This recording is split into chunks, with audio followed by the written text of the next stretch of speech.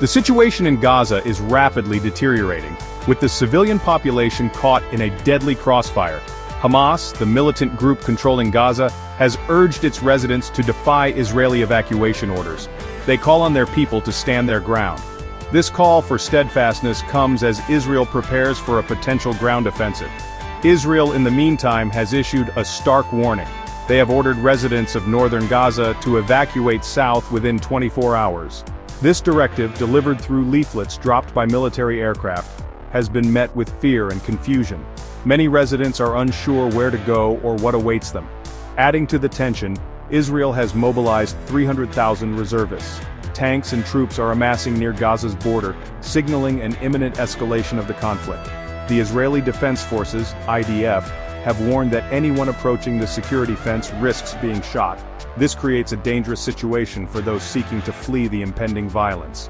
The conflicting directives from Hamas and Israel leave the people of Gaza in an impossible situation. Staying put means risking bombardment in a densely populated area. Leaving means embarking on a perilous journey with no guarantees of safety. The humanitarian situation in Gaza is dire and rapidly deteriorating. The United Nations has described the evacuation order as impossible to implement without causing a humanitarian catastrophe. They have appealed for Israel to rescind the order, fearing mass civilian casualties. The UN Palestinian Refugee Agency, already grappling with the crisis, has moved staff south. This relocation aims to maintain aid delivery under increasingly dangerous conditions. However, resources are stretched thin. The agency is struggling to provide basic necessities like food, water, and medical supplies to the displaced population. Egypt, which borders Gaza to the south, has so far rejected plans to set up safe corridors for fleeing refugees. This leaves Gaza's population trapped within a shrinking zone of potential conflict. While Egypt has discussed providing humanitarian aid, the logistics of delivery remain a major challenge. With hospitals overflowing and essential supplies running low, the risk of disease outbreaks is rising. The longer the fighting continues, the more desperate the situation will become. The current crisis in Gaza evokes painful memories of the 1948 Palestinian exodus, known as the Nakba. The Nakba, which translates to catastrophe in Arabic, refers to the mass displacement of Palestinians during the 1948 Arab-Israeli War. Palestinian President Mahmoud Abbas has drawn a direct parallel between the events of 1948 and the current situation. He has condemned the forced displacement of Palestinians from Gaza, calling it a second Nakba.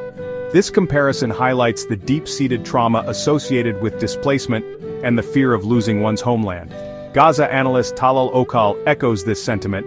He argues that the relocation order is part of a larger Israeli strategy to displace Palestinians and solidify control over their land. This historical context adds another layer of complexity to the current crisis. The specter of the Nakba hangs heavy over Gaza. The fear of dispossession, of losing their homes and homeland, weighs heavily on the minds of Gaza's residents.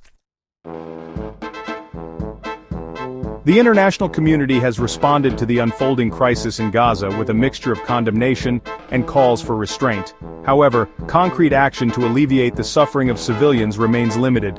The United Nations has called the situation a potential calamitous humanitarian disaster. Despite these warnings, the international community has struggled to present a united front. This lack of decisive action has drawn criticism. Some argue that the international community is failing in its responsibility to protect civilians in conflict zones. The situation in Gaza demands a coordinated and robust international response. Humanitarian aid must be allowed to reach those in need. Safe passage must be secured for those seeking to flee the violence. And ultimately, a political solution must be found to address the root causes of this decades-long conflict.